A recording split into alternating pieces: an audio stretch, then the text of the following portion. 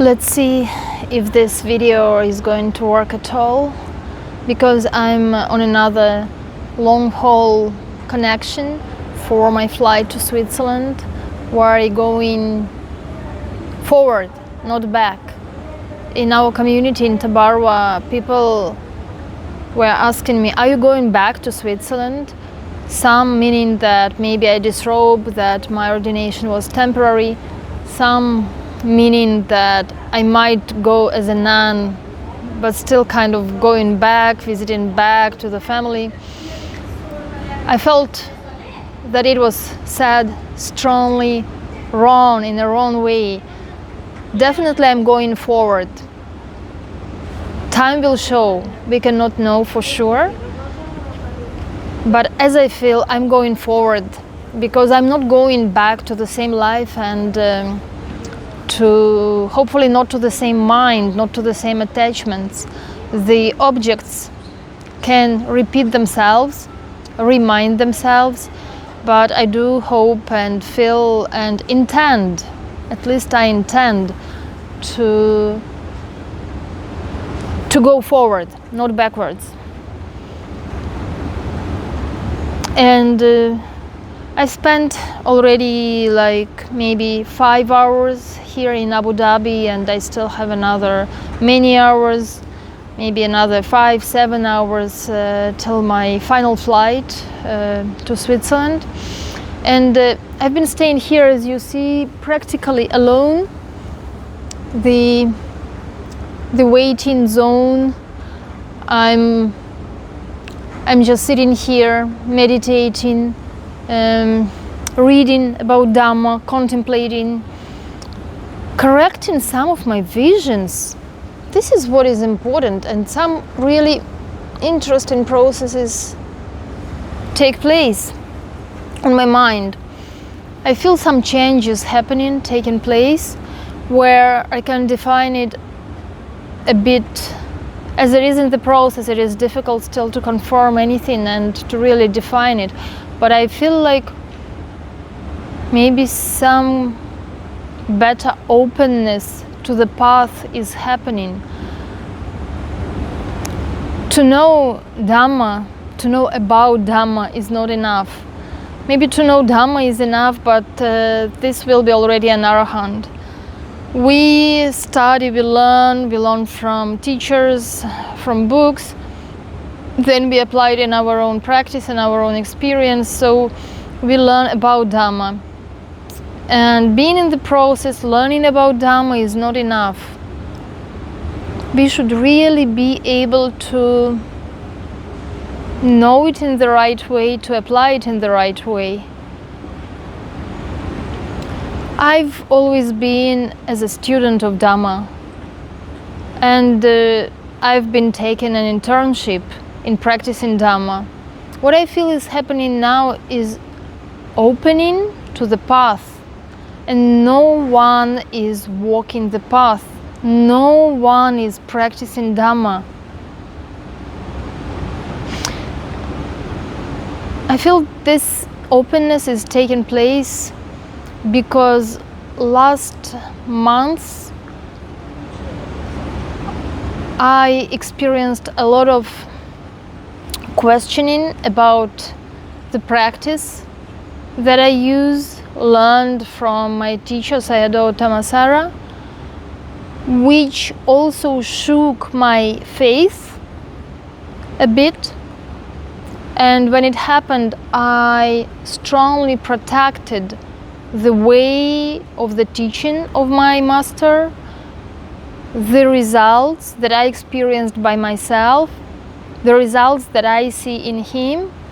I could easily and strongly protect it against those who doubted it, saying that only practice with jhanas is the true one.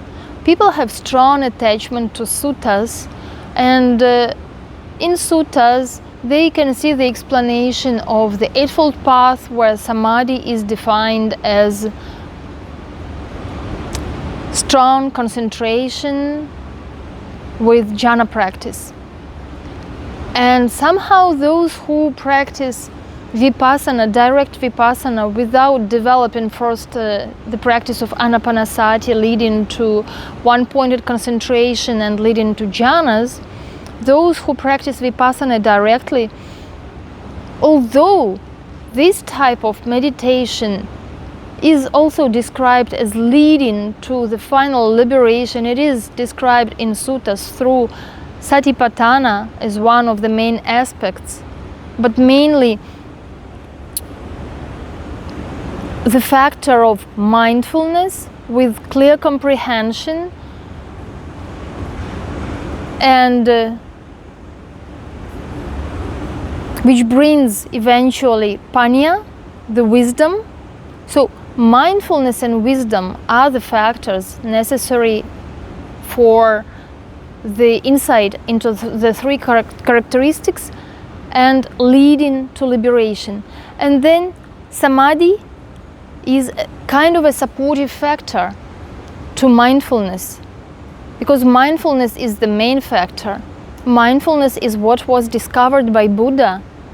Before Buddha attained his enlightenment, before he separated from all the practices he had tried according to other already existing teachers and teachings, where samadhi was one of those, he couldn't attain the liberation, he couldn't penetrate the reality as it is. He couldn't know the truth. He couldn't end samsara. Only the path of Vipassana brought him to the final successful result. So it is really Vipassana which is important, and samadhi is built within the practice of Vipassana. Samadhi is built momentarily by mindfulness in every present moment. So mainly we develop mindfulness, we develop the right understanding and we replace the wrong understanding, and we support it by samadhi, and we support it by so clear comprehension. I mentioned already virya, energy. There should be willingness to stay in sati, stay in mindfulness. And the more these wholesome factors appear, the more they reinforce the practice and make mind able to develop panya, wisdom.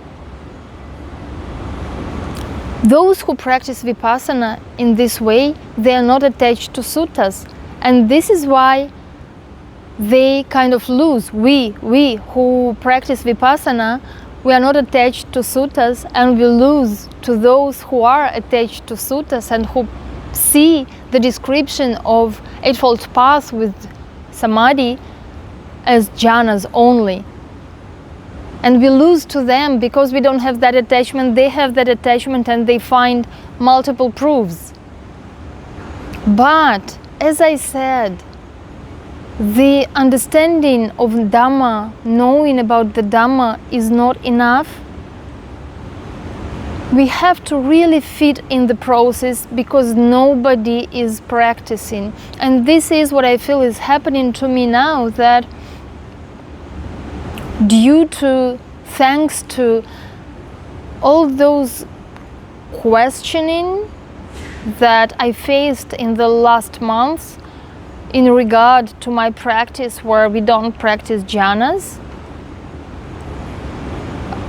thanks to all those doubts from others, I could have an opportunity to learn more about the description in the Buddhist literature, in suttas, about the practice that I've been following after my teacher Sayadaw Tamasara, and that has been bringing me results of the insights of three characteristics. I know that the practice is working because primarily to all, I see the results how greed and anger subside, how they lessen, and how I become more homogeneous with what happens, more acceptant, less judgmental. Those are the real criteria.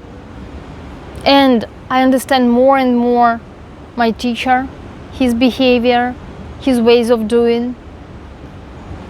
And another special thing that happened also in these last months, that I met online, I met a couple who shared to me their experience of walking the path, and as they claim themselves, towards the final liberation as arahants, where they practice jhanas.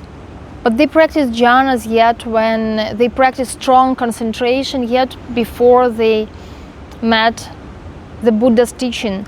They developed their concentration due to regressions that they were interested in, and then it was logical for them to follow the path of jhanas when they could discover the teaching of Buddha and know how to use their power of concentration to continue with it, to develop the insight.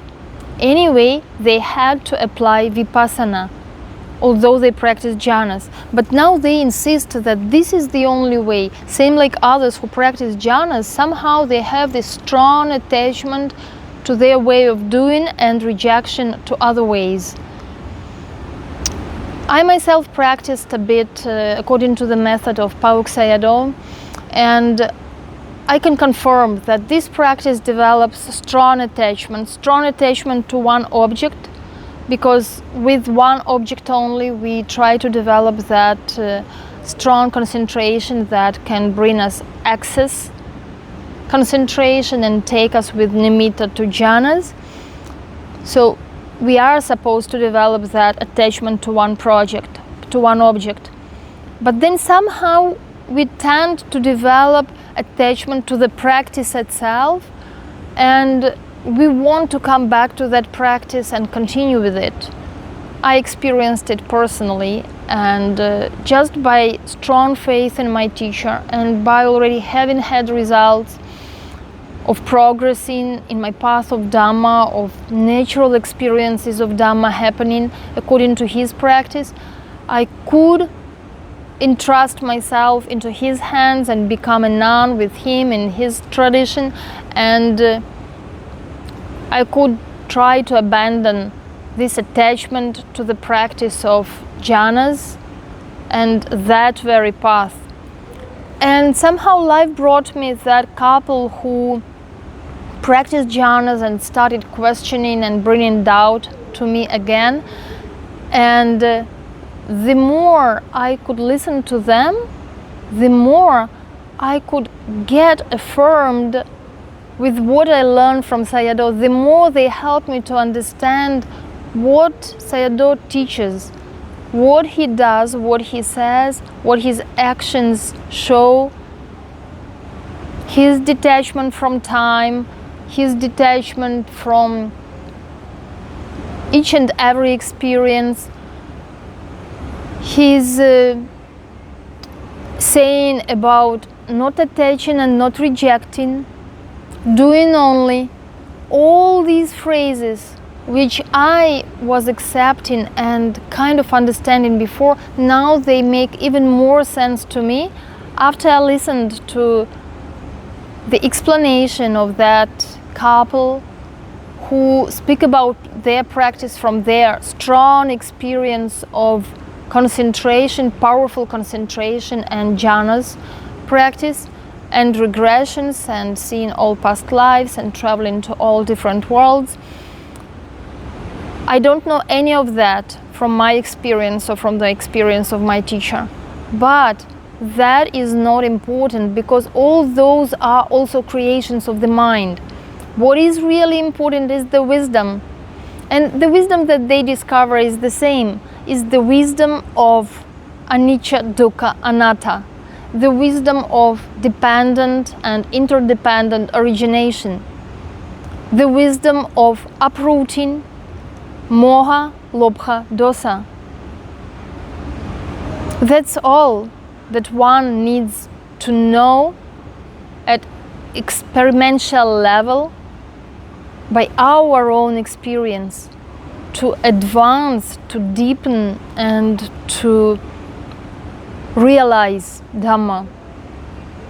So when they describe their experiences, this must be this story or that story that I might not know how to experience and how to attain, as I haven't developed that powerful concentration. And as my teacher says, Sayadaw Masaru says, we may practice strong concentration later when we attain enlightenment with Vipassana, with direct Vipassana. Then we may practice concentration to learn more about the worlds, about the karmic law, about the causes and results from previous lives to now.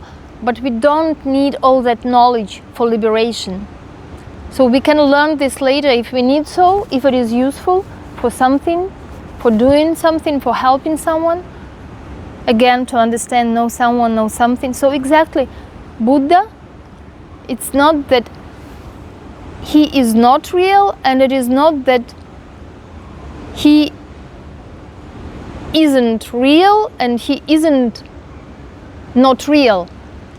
This is exactly what Sayadaw teaches, not to attach and not to reject, and not to make any opinion, not to grasp, because everything is in a flux, everything is changeable.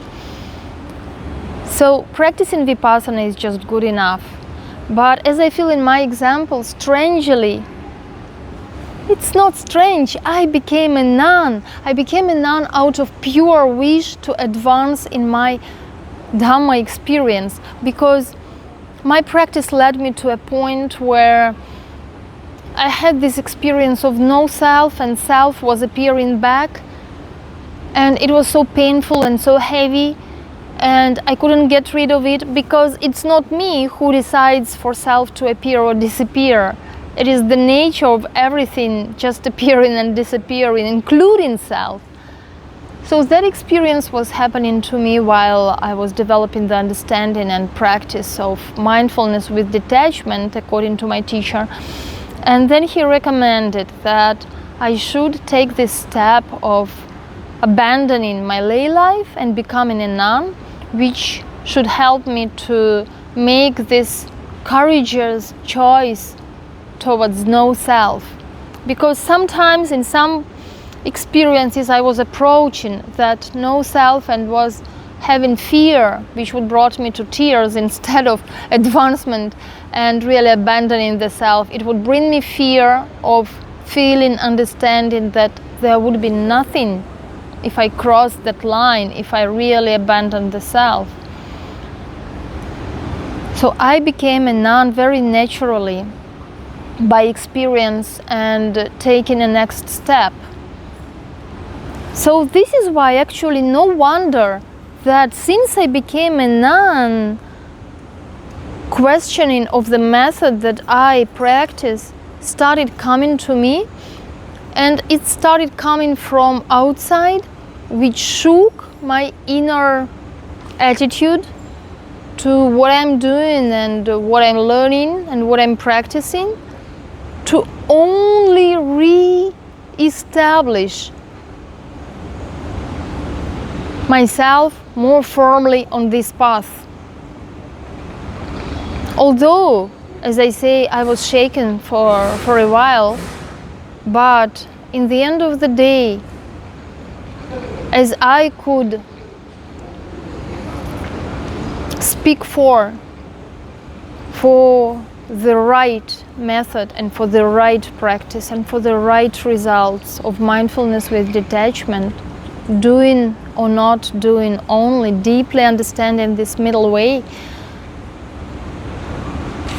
I also now find more and more proofs in the practice of those who are attached to jhanas, that the experiences that they share about Dhammic discoveries, not stories about someone in the past lives, those stories are endless, and we all are bound by the same ignorance, greed and anger.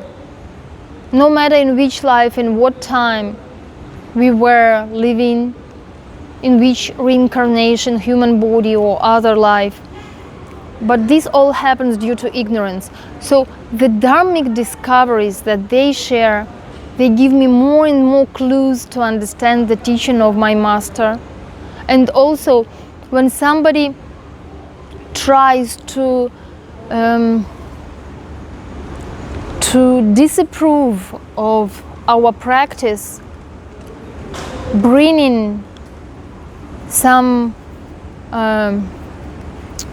indications in suttas to the necessity of developing jhanas, information about suttas came to me where the path of dry vipassana, as it is called, is explained also there in suttas, which I haven't known of because I just met my unusual, outstanding, extraordinary teacher, and I feel that it also happened karmically, how my path intersected with him, and how now I could be taken away to other methods, to other teachers, but I continue following him and I'm gaining more and more faith.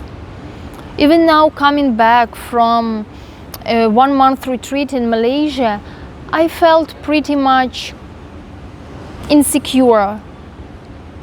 I hope this word is not too strong, but I mean, I felt a bit less connection because there were many people from Myanmar that needed his attention, and some new Chinese for whom he was teaching with some Burmese people translating, so I even couldn't hear English. And a group of Vietnamese who are also as a group and they needed attention, including online meetings.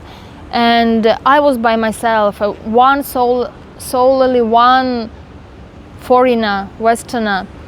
So I couldn't have enough attention with Sayadaw, so I couldn't have enough of support for my practice, enough of inspiration. For me, hearing Dhamma and hearing an explanation directly to me is very essential. This is what gives me this joy for practice, and this is what brings me the result of the discovery.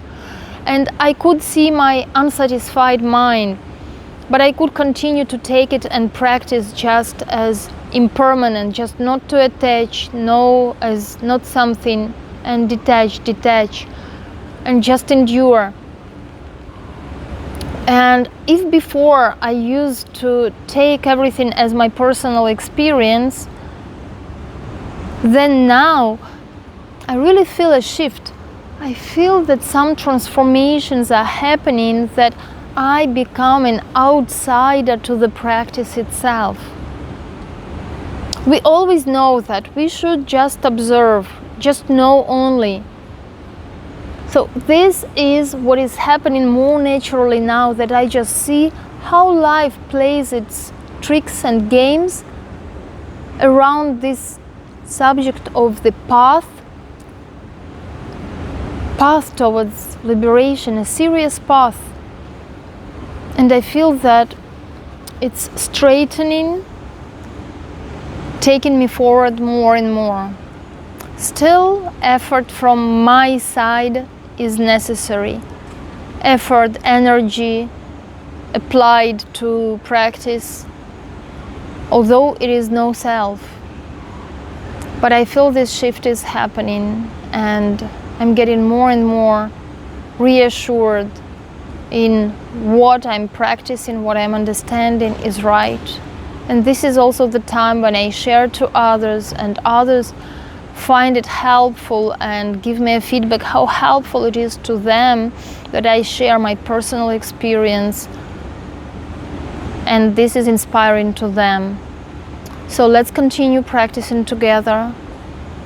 I can't know, but hopefully I will continue sharing according to my practice.